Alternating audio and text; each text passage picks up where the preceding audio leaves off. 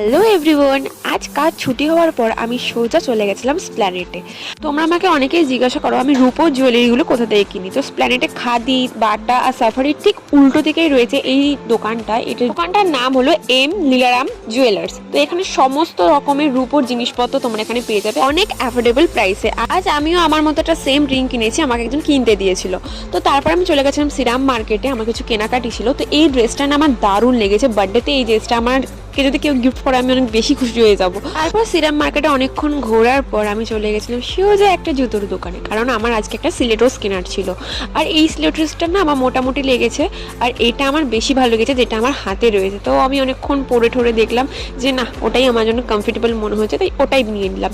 এই সিলেটসটার দাম পড়েছিল 1200 টাকা। তারপরে আমরা চলে গেছিলাম একটু লেবু জল খেতে, কারণ যা প্রচণ্ড গরম পড়েছে, শরীরটাকে তো হাইড্রেটেড রাখতে হবে। তো তারপরে আমি বাড়ি চলে এলাম। আজকে টাটা।